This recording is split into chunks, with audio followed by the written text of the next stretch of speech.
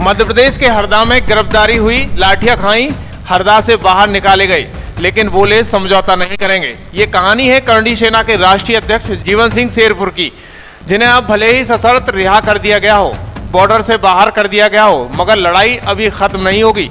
उन्होंने एक बड़ा ऐलान सोशल मीडिया के माध्यम से कर दिया है। दरअसल हम आपको बता दें कि 4 दिन पहले हरदा में करणी सेना का आंदोलन बेकाबू हुआ। पुलिस ने लाठीचार्ज किया, कई कार्यकर्ता बुरी तरीके से घायल हुए।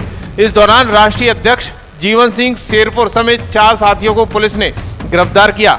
गिरफ्तारी ऐसी थी कि 3rd डिग्री का टॉर्चर साफ साफ दिखाई दे रहा था।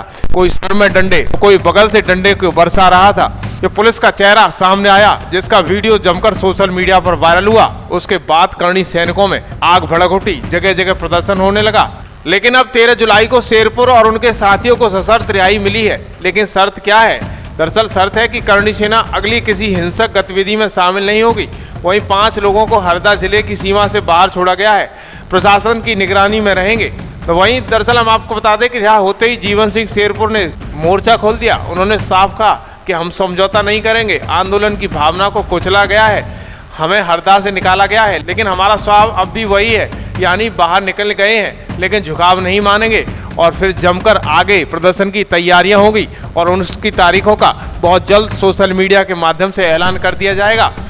सभी भाइयों को जय माता दी, जय मां करणी। अभी 10 मिनट पहले हमें 4 साथियों को रिहा करा है। मैं हूं, नेपाल सिंह जी है, बंदेला जी है और एक और है राहुल बाबा। बाकी जो हमारे और 7 54 साथी हैं वो अंदर ही हैं, जो कल गए थे और उसके पहले सुनील भाई के साथ गए थे, वो भी अंदर हैं। उनको भी आज दिन में सबको रिहा किया जाएगा। अभी धीरे धीरे रिहाई चल रही है। मैं बाहर आया हूं, बाकी साथियों की भी रिहाई चालू है। पर ये जो लड़ाई है, ये आक्रोशित होकर सरकारी संपत्ति या प्राइवेट संपत्ति को नुकसान पहुंचाने की नहीं है। ये लड़ाई है इनकलाब की। जब हम गुलामी में थे तब हम लड़े, आज आजाद होकर भी हम लड़ रहे हैं प्रशासन की गलत नीतियों से। तो वो लोकतांत्रिक तरीके से लड़ेंगे। जिस प्रकार से हमें उकसाने की कोशिश की गई, हम पे लठ डंडे बरसाए, पर हम उकसे नहीं, हमने कोई प्रतिक्रिया नहीं दी।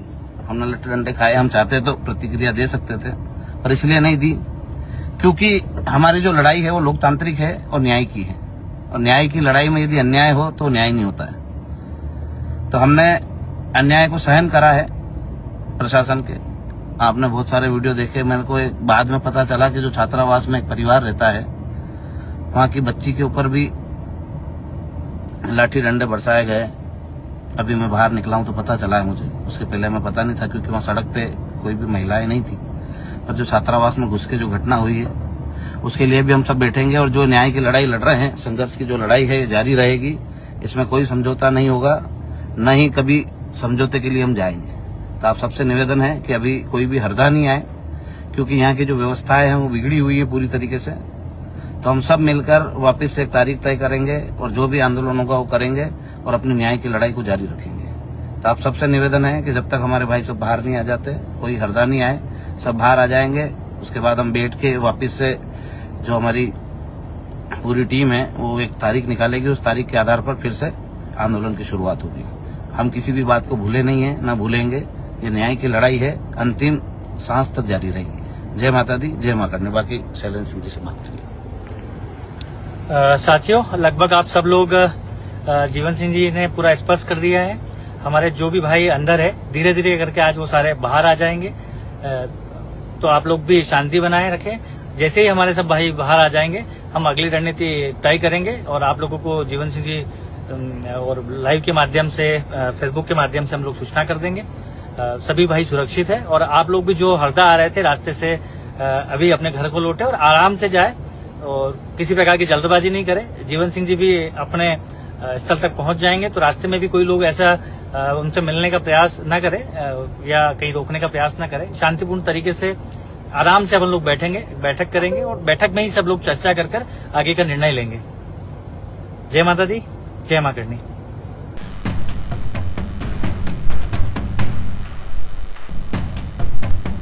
अब सवाल यह है कि आखिर करणी सेना हरदा में आंदोलन कर क्यों रही थी। दरअसल प्रशासनिक फैसलों का विरोध बताया गया, वहीं कथित सांस्कृतिक अपमान बताया गया, वहीं जन सुनवाई में अपेक्षा और भेदभाव का आरोप लगा है।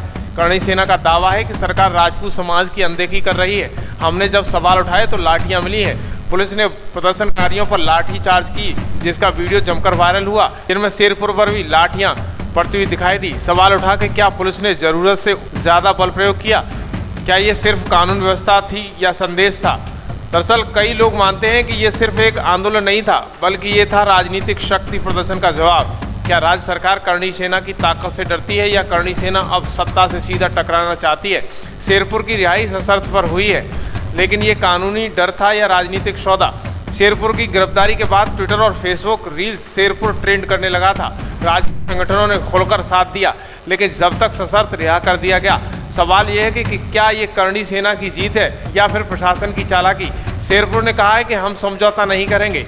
आंदोलन स्थगित हुआ है, खत्म नहीं हुआ है। अब देखना यह है कि क्या करणी सेना शांत रहेगी या फिर सड़कों पर लौटेगी? क्या अगली बार भी रणनीति बदलेगी? क्या सरकार आगे बात करेगी या फिर सख्त दिखाई देगी? ये भी तमाम सारे सवाल पैदा हो रहे हैं। दरअसल शेरपुर हरदा से बाहर निकले हैं, लेकिन जंग का ऐलान अभी भी जिंदा है। शेरपुर झुके नहीं है और करणी सेना का अगला कदम क्या उठाएगी, ये आने वाले वक्त पर तय करेगा। आपको क्या लगता है, रिहाई के बदले करणी सेना को चुप करा दिया गया है या ये बस ब्रेक है?